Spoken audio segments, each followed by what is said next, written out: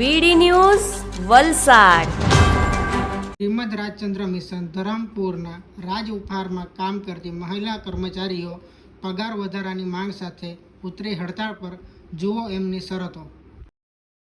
હું ખાખરા ડિપાર્ટમેન્ટમાં છું અને 250ના તાપમાને અમે કામ કરીએ છીએ.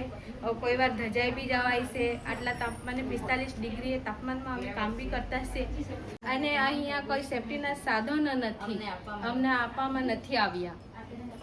મેં 2013માંથી કામ કરતી છે. કયા ડિપાર્ટમેન્ટમાં? પહેલાં મેં આ પેકિંગમાં કામ કરતી હતી. પેકિંગને બધું સંભાળતી હતી, આખું હેન્ડલિંગ કરતી હતી. પછી છોકરા થઈ ગયા એટલે વચ્ચે મેં રજા મૂકી ને આવી ત્યારે મને આપતા હતા પગાર 10 થી એવો આપતા હતા. પણ હમણાં પાછી મારી સાસુ બીમાર પડી, તેમાં રજા વધારે થઈ ગઈ એટલે મેં આવી ને તો મને 250 રૂપિયા પણ નથી આપતા. એવું? હા. મેન માંગ શું છે તમારી? આમ પગાર વધારો? પગાર વધારે જોઈએ. બેન, કેટલા સમયથી કામ કરો તમે રાજ ઉપહારમાં? અમે 17મું વર્ષ ચાલે. 17મું વર્ષ? હા. તમારો પગાર કેટલો હમણાં? અમારો પગાર છે ને આપણે 12,000 કીધેલા, તેમાંથી તો 10 નહીં નીકળે હવે તો. એવું? 10 નીકળતા 11 નીકળે. 17 વર્ષથી તમે કામ કરો છો? હા. હમણાં તમારી શું માંગ? પગાર વધારો? હા, પગાર વધારો. જ્યારે આટલા વર્ષના એક્સપિરિયન્સ પછી આમણે નવી ફેક્ટરી બનાવી ત્યારે મારો ઉપયોગ કર્યો ફોટામાં બાબતમાં. બધી બાબતોમાં આવી રીતે ઉપયોગ કરે છે. જ્યારે પગારની બાબતમાં ત્યારે મને 240 રૂપિયા આપે છે ને આમાં બતાવે છે કે 17,000 પગાર છે. હવે અમારે શું કરવું? આ અન્યાય કહેવાય કે બસ, ઓકે, પરફેક્ટ. બેન, કયા ડિપાર્ટમેન્ટમાં કામ કરો તમે? અમે ફ્રાઈંગ રાજ ઉપહાર? રાજુપાર ફ્રાઈંગ ડિપાર્ટમેન્ટમાં અમે કામ કરીએ છીએ. અમને જો વહેલા બોલાવે છે, પ્રોડક્શન વધારે હોય તો અત્યારે અમે વહેલા આવશું નહીં. પ્રોડક્શન વધારે હોય તો અમને લોડ વધારે પાડે છે. તો તમારો અને સમય છે તો 9 થી 5 નો રહેશે. અમે ઓવર ટાઈમ કરશું નહીં અત્યારે. અમને જ્યારે કામ વધારે હોય ત્યારે અમને વહેલા બોલાવે અને મોડે સુધી રાખે રહીએ તેનો ઓવરટાઈમનો અમને પગાર મળતો નથી. જે હજુ 26 દિવસ અમે ભરીએ તેમ છતાં બી અમુક બહેનોનો 26નો ડિફરન્સ પગાર આવે, અમુકનો ડિફરન્સ એમાં છે ને વધતો ઓછો થતો છે. કયા ડિપાર્ટમેન્ટમાં કામ કરો અમે તમે? ફાઇન ડિપાર્ટમેન્ટમાં કામ કરીએ છીએ. અમારા 16-17 વર્ષ થયા છતાં બી પગાર અમને હેડ લેવલે કામ કરીએ છતાં બી અમારો પગાર 10-12 હજાર જ છે. કયા ડિપાર્ટમેન્ટમાં કામ કરો તમે? Wafer department frying. તમે રજૂઆત કરી કેટલા ટાઈમ? રજૂઆત કરેલી ને અમારા નવા અમારાથી હમણાં આવે તે લોકોને 18,000 થી 20,000 પગાર તે લોકો ને અમને છે તો આટલો ઓછો આપ્યો. તમે રજૂઆત કરી તો શું જવાબ એમનો? આટલો વધારે આપ્યો એમ કે પણ પગાર સ્લીપમાં ઓછો મળે.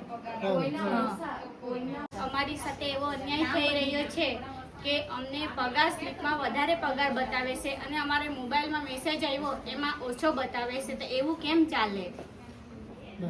એ લોકોએ અમને ગયા વર્ષે કીધું હતું કે 25 એપ્રિલે કે અમે તમને પગાર વધારી આપશું, તે અમને આપતા નથી. એ લોકો કેટલા સમયથી તમે જોબ કરો? અમે 5 વર્ષથી જોબ કરીએ છીએ. ફ્રાઈંગ ડિપાર્ટમેન્ટમાં કામ કરીએ છીએ. એ લોકો બોલે એ પ્રમાણે કરતા જ નહીં. હા, અમારું શોષણ બી કરે છે કે તમે બહેનો આટલું કામ કરી આપો, આટલું કામ કરી આપો ને અમને બોલે છે કે થોડીક વાર બહેનો આમ તેમ થોડીક વાર ઊભી હોય, એટલી ગરમી છે તો ગરમીના આધીન તો બહેનોને 5-10 મિનિટ તો આપવી જોઈએ કે ભલે શિયાળો ચોમાસો તમે અમને વાંધો નહીં. અમે અમારા બેન કહે છે તો કામ અમે એવી રીતે કરી આપીએ કે મળસ કે 4 વાગે કે 2 વાગે આવીને બી અમે અમારા ઉર્વશી બેન પ્રોડક્શન પૂરું કરી અપાવે બહેનો પાસે. ને સાંજે બી અમારો જવાનો ટાઈમ એ તો અત્યારે છે, બાકી જવાનો ટાઈમ અમારો કોઈ નક્કી નહીં રહેતો. જેટલું કામ હોય ને એટલું અમે પૂરું કરીને જઈએ. એમનું તો અમને કંઈ મળતું જ નહીં. પણ ચાલ અમારે બી જોબ કરવી છે, અમારે બી આમ અમારું સાચવવું છે, એ પ્રમાણે અમે બધું એ લોકોનું સાંભળીને કરી આપતા. પણ એ લોકો તો અત્યારે તો એટલું બધું શોષણ કરે છે કે બેનું વોશરૂમ જતા થોડી વાર બહુ ગરમીના આધીન થોડી વાર પંખાએ બેઠી હોય ત્યાં સિક્યુરિટી એવી રીતના બોલે. સિક્યુરિટી એમ કે ચાલ્યા જાઓ, ઘરે ચાલ્યા જાઓ. હા, કે તમે અહીંયા બેસો નહીં, તમને સારું નહીં તો તમે સીધા ઘરે જાઓ.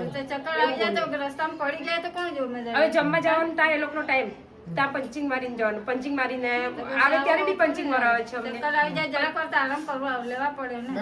પછી એ લોકો હવે જમવા જવાનું તો હવે આટલી બધી બહેનો ભેગી થઈ જાય 5-10 મિનિટ તો એમાં જ અમારી નીકળી જાય પંચિંગ મારવામાં, આટલે ત્યાં બિલ્ડિંગ સુધી ખાવા જવામાં. તો પછી એવી રીતના તો આટલું શોષણ તો નહીં ચાલે નહીં.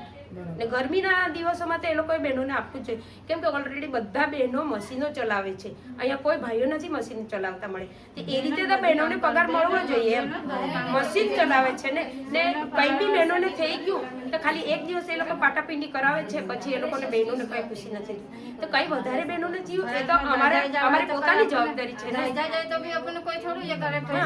એક દિવસ તો એ લોકો આપશે, પૈસા તો આપશે, માણસને કઈ થયું એ માણસ થોડા લાવી આપવાનું, બધું રિસ્કનું જ કામ છે. એ પ્રમાણે તો અમને પગાર મળવો જોઈએ એ જ અમારી માંગ છે. બાકી પછી એ લોકો ગમે જેમ અમને ટાઈમ પાસ કરે એવું બોલે કે આટલી બહેનો તમને જોઈએ જ છે, કે હવે અમને હાથે પ્રોડક્શન આપ્યું, એક ટીમને 4 પ્રોડક્શન આપ્યા હોય તો એમાં બહેનો તો જોઈએ જ ને, કે આટલી બહેનો હોય તો અમે જલ્દીથી પૂરું કરી દઈએ.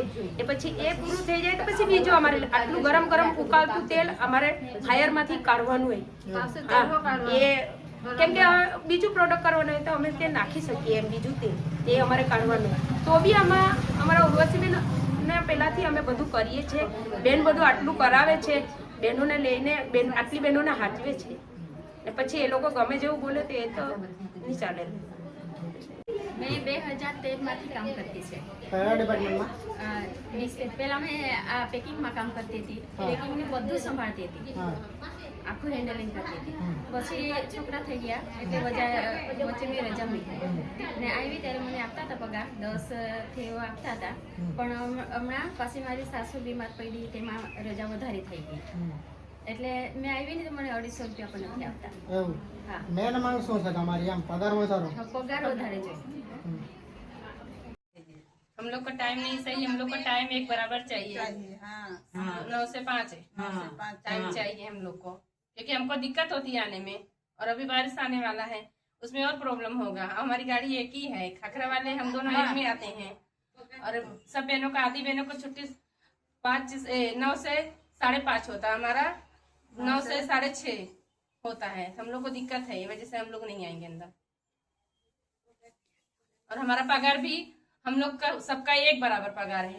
हम लोग मशीन पर बैठते हैं तब भी हमारा पगार उतना ही है, और जो बैठ के काम करते हैं उनका भी पगार उतना ही है.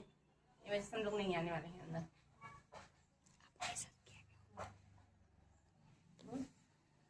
हम लोग का 9 से 5 चाहिए. हम लोग का आने जाने का दिक्कत होता है. हम लोग का बारिश के टाइम में हम लोग 3 बार बोले कि सर हम लोग का 9 से 5 का दीजिए, 5:30 कीजिए, बाकी नहीं कर रहे हैं. हम लोग का पगार जुना है तभी कम है, जितना नए वाला के मिलता है उतना हमका भी मिलता है. इसीलिए हम लोग उधर अंदर नहीं आने वाली हैं अभी, जब तक टाइम फिक्स नहीं होगा तो.